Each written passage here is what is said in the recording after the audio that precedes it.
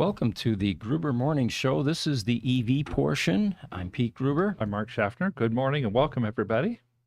One of the first things we wanted to share with you was the event that took place this weekend in Phoenix at a Martin Auto Museum. And I was aware of this for a couple decades or so. It was much smaller than the event and the building that they currently have. It's almost the size of a Costco, those of you familiar with the amount of square footage in a Costco. The plan was with this show to invite the EV group, local EV group, because the museum just picked up a Tesla Model S. And it wasn't just any Tesla Model S. It was one that sold at Peterson Auto Museum about 3 months ago or so from a donation from a wealthy benefactor. And a local customer bought it for $20,000. Wow. Which, yeah, even for a 2012 Model S is a pretty good deal, right? But this one happened to be a signature car, and it was VIN number 8. So a future collectible in every way that you look at it. So it had an air conditioning problem. The car came to our shop. And he also put window tint on it. It's a black car. In fact, we have a picture of it here, Jesse. If you want to bring up VIN 8-2, you'll see it sitting at this museum. And it's sitting there proudly displayed in amongst all of the other ICE vehicles from the last century to this century.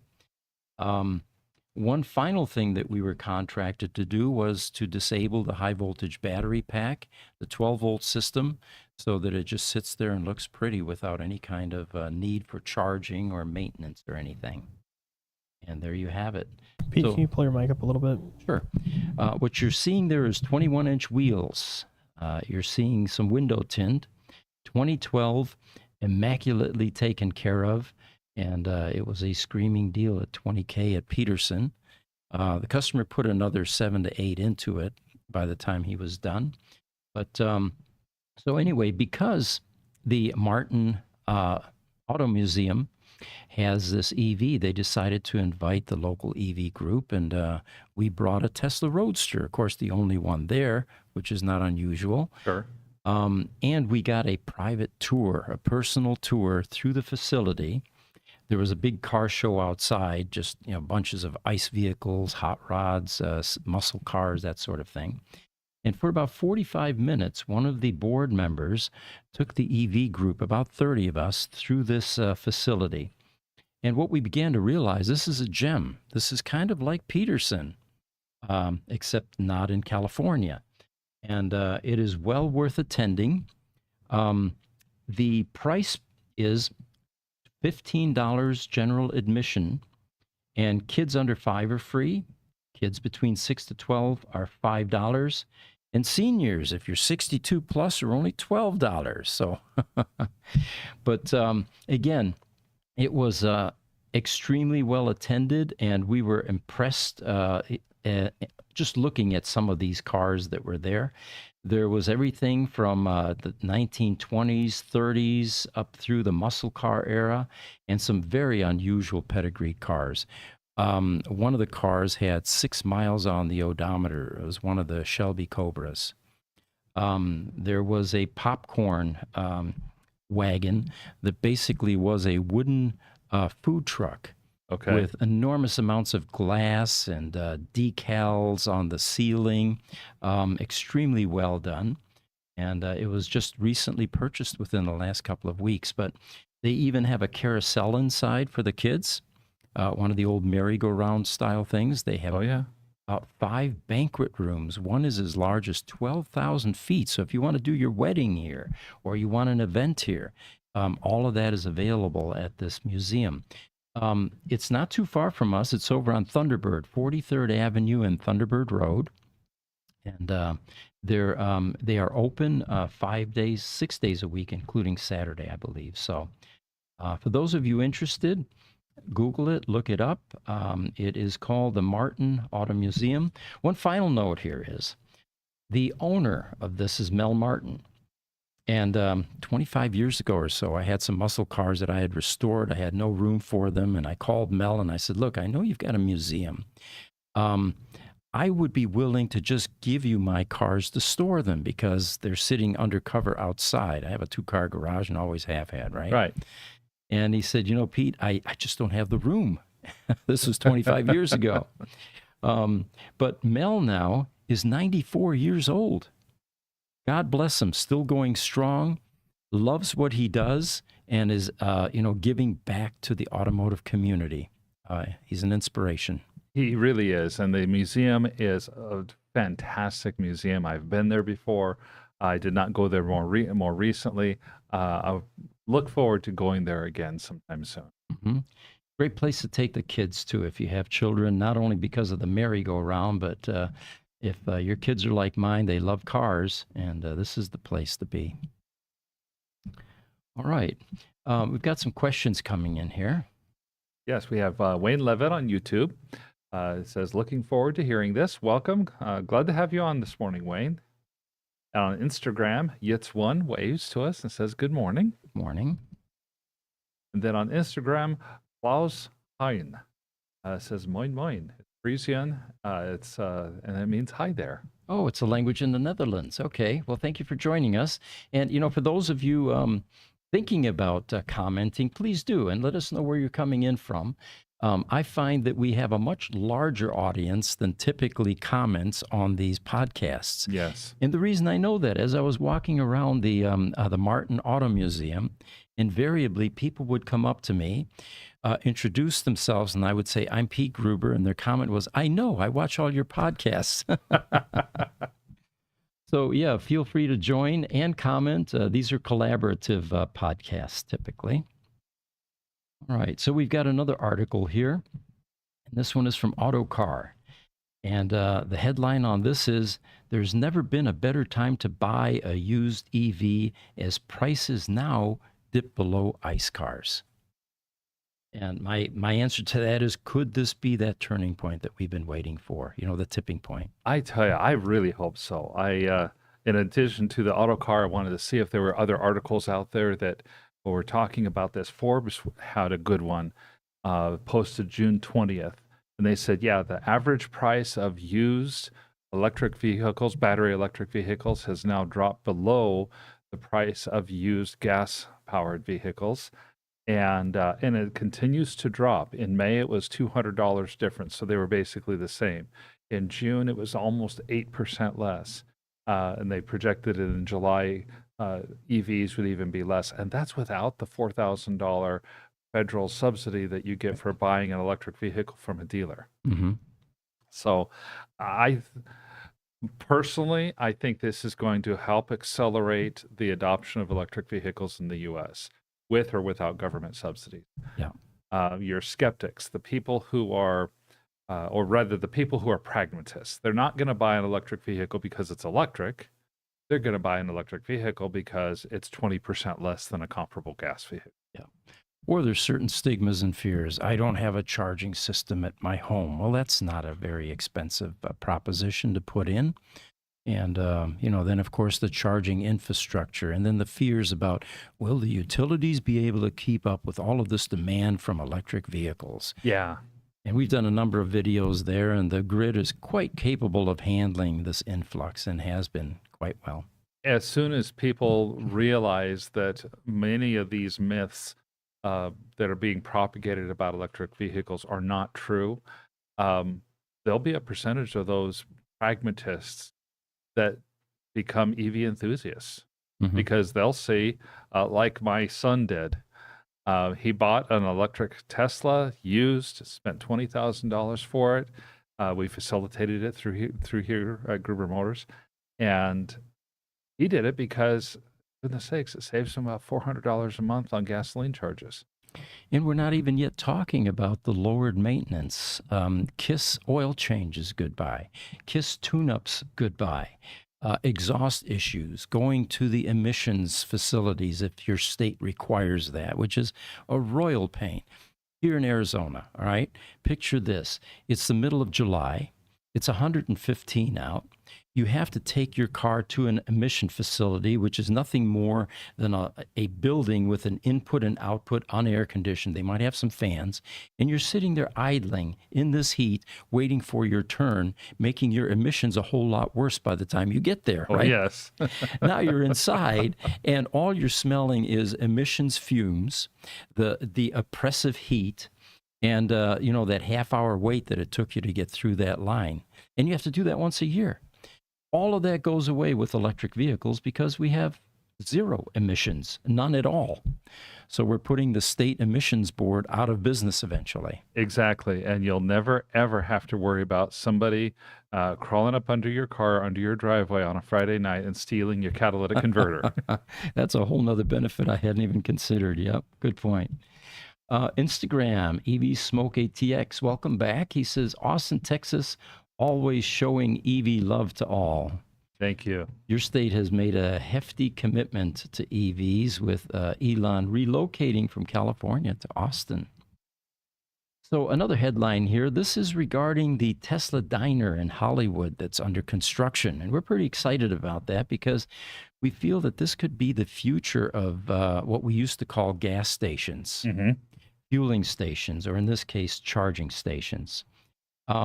Apparently, there's some footage, drone footage now, and you can Google this, showing the progress of this building starting to take shape. And what the question is, are the panels on the building sides Cybertruck vintage stainless steel? And it's certainly beginning to look like they are polished steel siding panels on the first floor. So if any of you have more information about that, we'd certainly like to get some more details about that. I found a couple pictures of that were taken fairly recently too. So if Jesse would want to bring up the Tesla diner, supercharger, Cybertruck inspired, it ends in a -2, and then there's the -4. Both of those are pretty good pictures, although they came out a little bit dark on our screen. And they definitely are some sort of steel or stainless steel panels on them. Oh yeah, look at the gleam, the shine. Yeah, you can see the shine there on that. It's really pretty evening picture. There was this is from Teslarati. There's also a drone footage video about 2 minutes long on the Teslarati article, and it gives you an even better view of the gleam of that. So yes, this is a little darker than I would have wanted, but it does show that it's definitely a stainless steel motif instead of the red and white and pink and type of motif. Or stucco. Yes. Very nice. Have another article here, and this one talks about Tata, which is an Indian company. And this vehicle's been around for a while, but the headline here was that the Tata Nano, manufactured by Indian automotive giant Tata Motors, is the world's cheapest car. And a little bit of research here discloses, man, is this thing cheap. They're no longer making this particular version. It came out in 2008, but it had a starting price of 100,000 rupees, which sounds like a lot, doesn't it? Oh, you'd think so. 100,000 rupees. Okay, well, how much is a rupee? Well, let's apply an exchange rate. 100,000 rupees is about $1,500. So this is definitely an inexpensive car. It did go up a bit after it was produced and released. But the specs on this are, it's not an EV, first of all. It is a two-cylinder car with a 624cc rear-mounted petrol engine that produces a whopping 37 horsepower. It had 4 seats, though, and it came with either a 5-speed manual or a 5-speed automatic transmission. Some say that the Nano had light power steering and an openable tailgate and a bigger fuel tank, but others noted that it had a bumpy ride quality and substandard plastic parts. The Nano was also plagued, they say, with production issues, poor safety, and dismal crash test results. Well, remember, folks, this is a $1,500, maybe $2,000 car. What do you expect? Yeah, yeah, exactly. I mean, it's the whole thing about this particular car is it's cheap. Yeah, very, very cheap. In a country where there isn't a gigantic middle class, so it's a proper place to be manufacturing something like this. until, of course, the EV mandates take hold or the restrictions for manufacturing ICE vehicles. Now, Tata still has some of the cheapest cars in the world. They've got their Tiago that's $6,500 today. It's still in production. But I think the Wuling Mini EV is the current leader. So it's an electric vehicle. Mm-hmm. And you can go as low as $2,850 For an EV. for an electric vehicle. Wow. But you have to get the $2,850. You're going to have to pay a $29 fee per month for 5 years for it. But it's it only seats 2 people. Electric motor delivers 27 horsepower, 63 foot-pounds of torque. So very small, but it gets you between 75 and 100 miles. That's there are some very, very small and cheap cars out there still. And of course, this car is sold in China. Mm-hmm. Interesting question there is, in order to protect the U.S. auto manufacturers, what kind of a tariff do you think the U.S. government would place on a car that costs this little? 2,000% maybe? Or They would want to, yes. I think what they would do in that case would simply be to take that particular car and say, "Oh no, we can't. It's not safe enough for U.S. standards." Yeah. Hey, it looks like Justin is joining us, Bearded Tesla, coming in from X. Welcome. He says, "What could be better than Tesla burgers and fries?" You're right. Yep. And a movie theater. Remember, they have a big screen there, 2 of them that they're going to do visual stuff with. Yeah. He also says, "What do people expect from a $1,500 car? I will complain about." We'll complain about anything. Right? Oh, sure they will. I'm sure they will. That's. And then Wayne Levitt also on YouTube says, "What about them unbolting the titanium bash plate on my Model S?" It looks easy, he says. Says it looks easy. He's thinking about the Milliways, the restaurant, with all the. Is it steel or is it titanium? Right. Okay. Good point. All right. So another interesting statistic here in Norway, which is a country that is well known for its rapid adoption of electric vehicles and support of sustainable energy. Apparently, electric vehicles have now taken 94.3% of the share in Norway. It's a new record high. They were already way up there, and it was 89.9% a year ago, and now it's gone to 94.3%. I think these guys are going to get rid of all of their ICE cars here fairly quickly. I think they are. And what I noticed too, when you look at the graph, do we have a picture of that graph? I don't have it on this section. Okay, then I'll just mention it. Diesel at 2.5%. Hybrid electric vehicles. So that's your gas electric hybrid was 2.9%. Plug-in hybrids was 2.4%. That means gasoline vehicles, petrol powered as they would call it, didn't make it onto the graph. Interesting. Yeah. And so I thought that was really interesting to see that regular what we call regular gas vehicles here in the States didn't even make it on. And Norway's not the only country that's really ramping up the adoption rate. Yeah. Although they lead. When I saw that Norway's 95% meant 6,500 registrations, I thought, okay, well, that's probably smaller than what we have in Maricopa County in Arizona. So maybe not as impactful worldwide. Similarly, Iceland, small country, but they're at 41%. Yeah. And then you look at some Sweden at 60%. That's a little bit bigger. More people in Sweden. Netherlands, 30%. Small country, densely populated. And then UK and France, 2 of the big Europe superpowers, or the Europe powers, I guess you would call it, 25% each. Yeah. France is still committed to no petrol-powered vehicles by 2030. And then the biggest market is still China. In 2023, China had 60% of worldwide registrations. And so they're growing quickly, although their percentages aren't up here yet. As Bearded Tesla will attest, we were in Austria together in May of this year.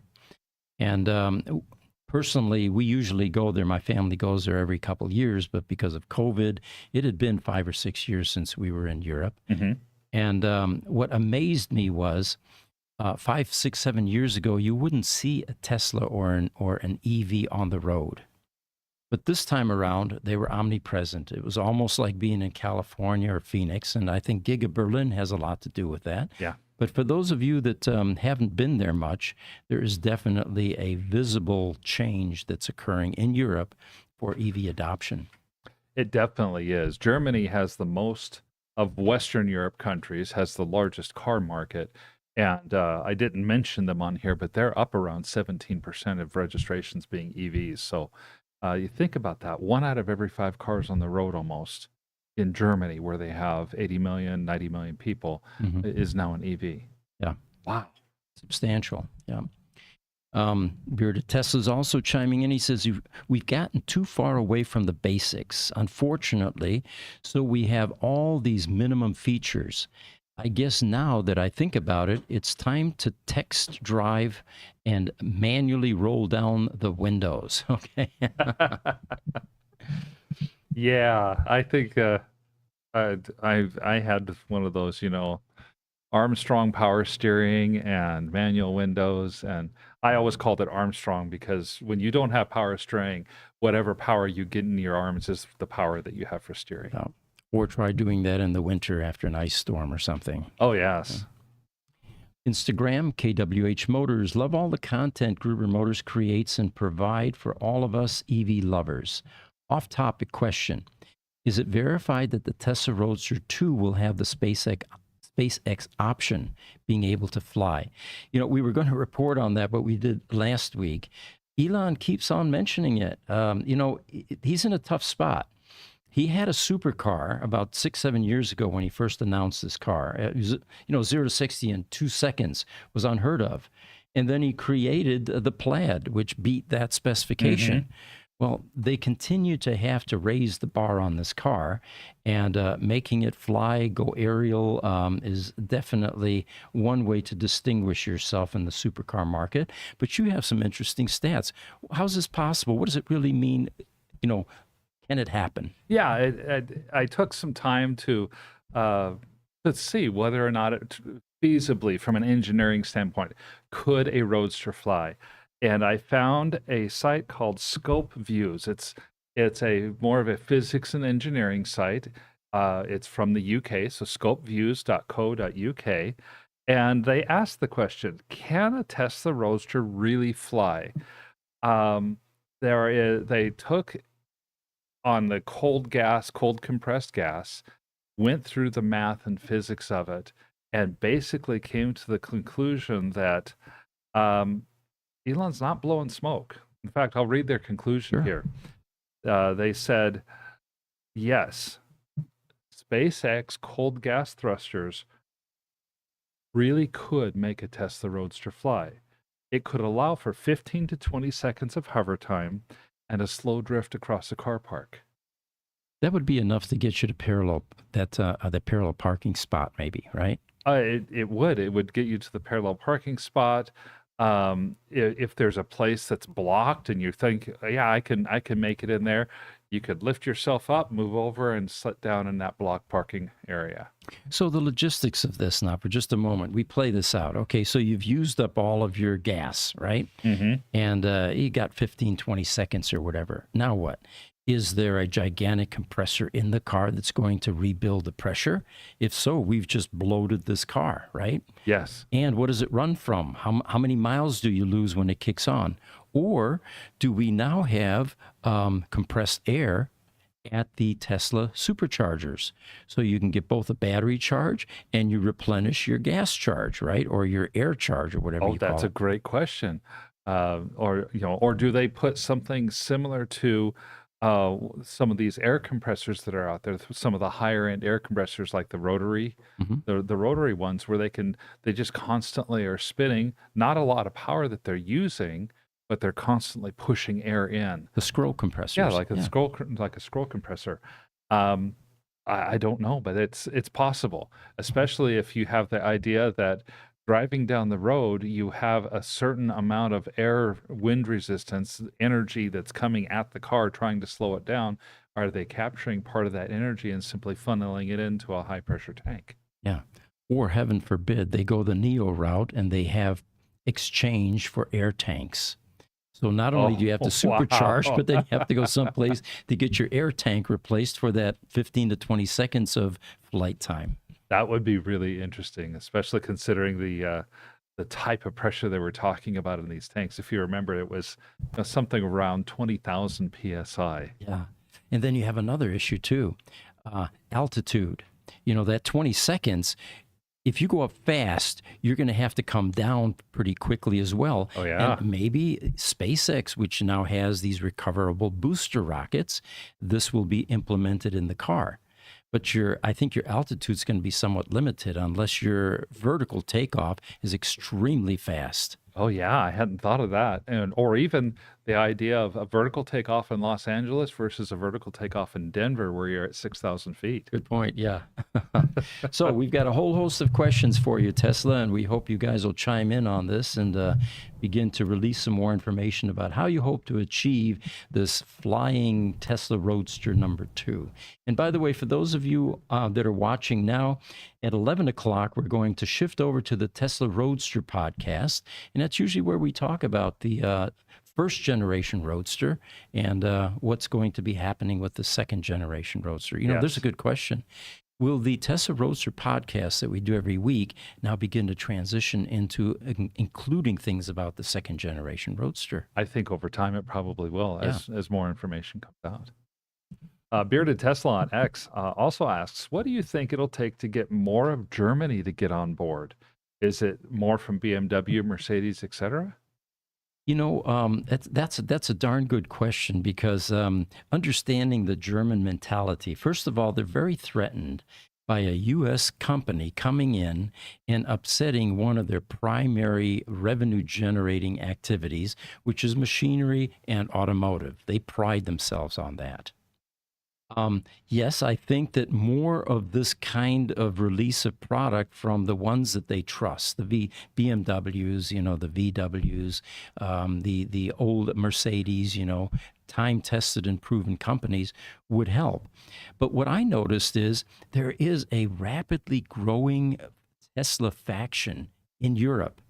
There's a lot of frenzy about the brand and the car. The Cybertruck that they sent there, for example. I mean, these guys are getting all kinds of traction that are taking it around. There's a Tesla Club Austria and Tesla Club Bavaria, I believe, as well. I think the world is changing.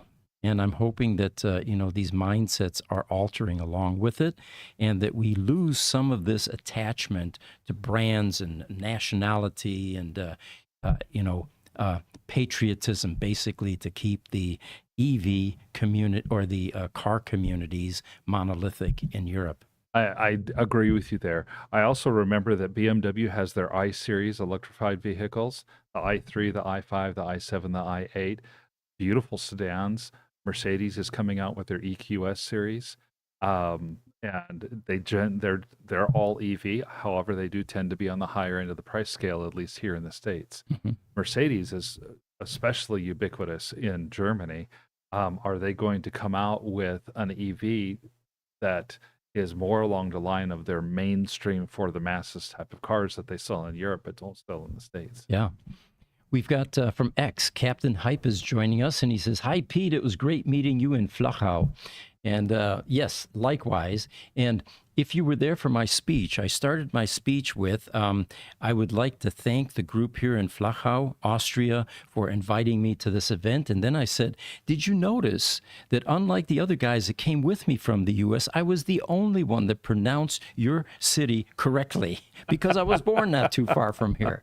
So it is not Flachau, or anything like that. You have to be able to use the German and the Austrian pronunciation. It's Flachau.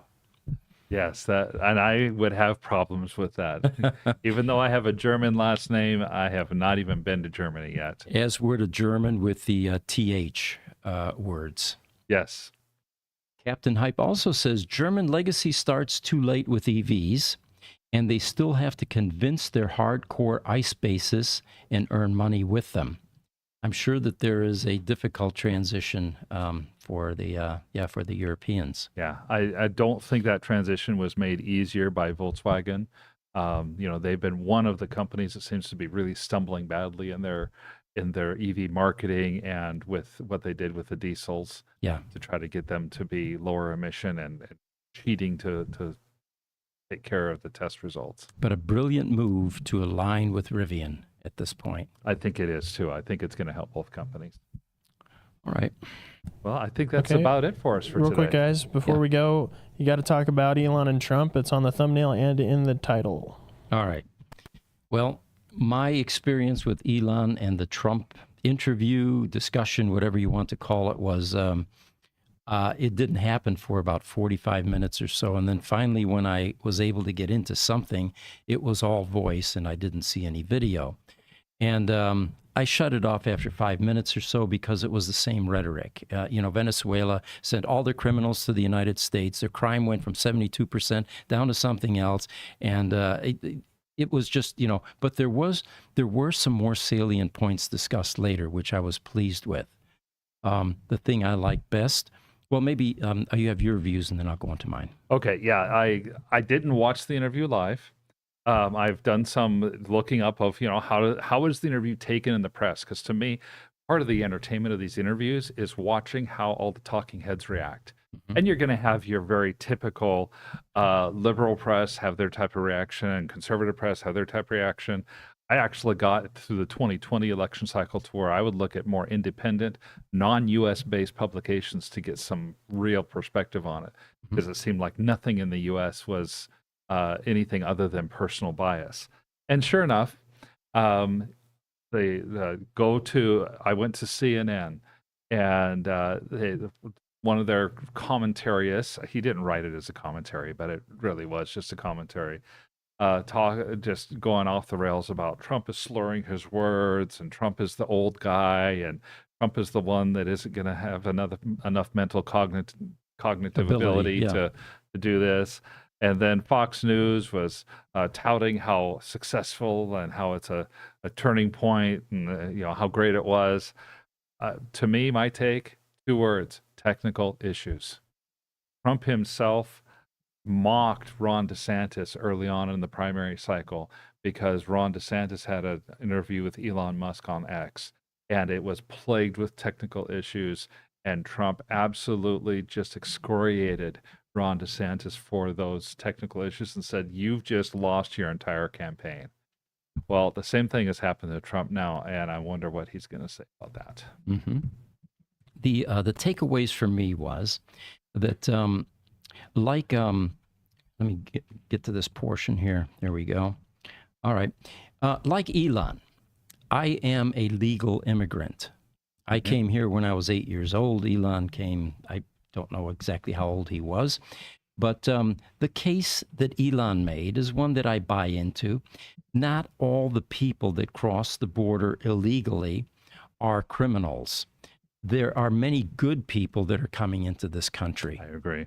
I have friends who are married, and one of them is not a legal resident of this country. Wonderful people, though. So that was the first takeaway for me. And like Elon said, there needs to be a strong vetting process to prevent those that are dangerous from getting in. Mm-hmm.